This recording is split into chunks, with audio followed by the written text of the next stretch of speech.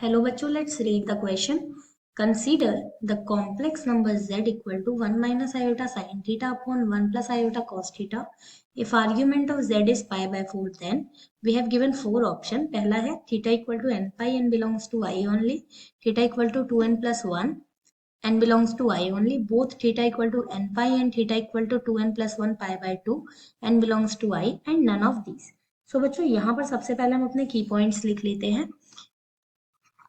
तो अगर हमारे पास साइन थीटा इक्वल टू 0 दिया हुआ है तो थीटा इक्वल टू हो जाता है एन पाई. दूसरी चीज, अगर कॉस थीटा इक्वल टू 0 दिया हुआ है तो थीटा इक्वल टू हो जाता है 2n plus 1 pi by 2 and दोनों ही जगह n बिलोंग्स टू आई होता है. ठीक है.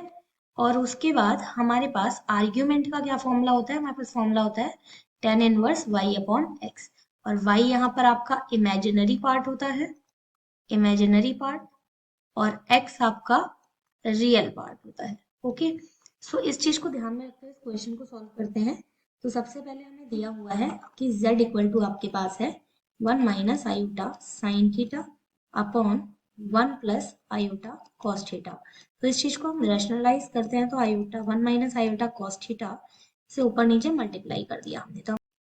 तो हमारे पास z इक्वल टू हो गया 1 minus iota sine theta minus iota cos theta plus iota square sine theta cos theta upon में आपके पास आ गया 1 plus cos square theta.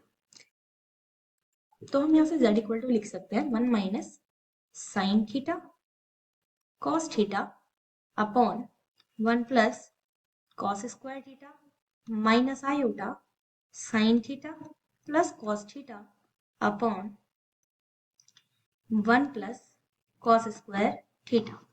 Okay. So अगर हम यहाँ से आर्ग्यूमेंट फाइंड आउट करना चाहें तो आर्ग्यूमेंट क्या होता है हमारे पास? ये हमारा रियल पार्ट है और ये हमारे पास इमेजिनरी पार्ट है. तो आर्ग्यूमेंट अगर हम निकालें तो theta equal to tan inverse ये पार्ट आर्ग्यूमेंट हमारा, y पार्ट अगर हम लिखे तो sine theta plus cos theta negative में. ओके. एंड डिवाइड में 1 प्लस कॉस स्क्वायर थीटा लिखेंगे तो वो दोनों से डिवाइड हो जाएगा, तो उसको हमें लिखने का कोई मतलब नहीं है. यहाँ से भी अगर मैं माइनस कॉमन ले लूँ तो हो जाएगा sine theta cos theta minus 1. Okay.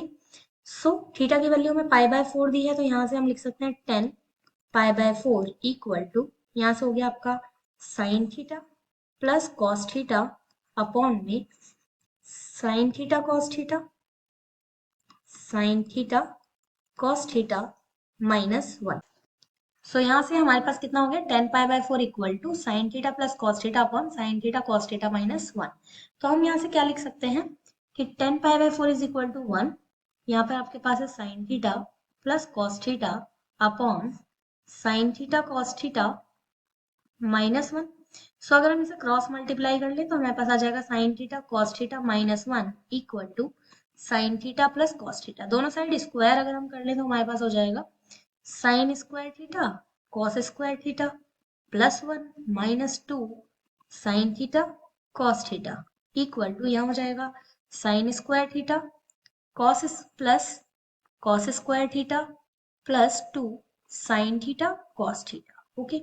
So sine square theta plus cos square theta 1 हो जाएगा और ये जो 2 sine theta cos theta LHS में है, अगर इसे आरएचएस में ले आए तो ये 4 साइन थीटा कॉस थीटा हो जाएगा.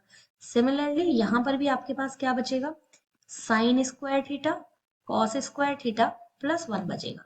ये 1 और 1 कैंसिल हो जाएगा तो हमारे पास बचेगा sine square theta cos square theta minus 4 sine theta cos theta equal to 0.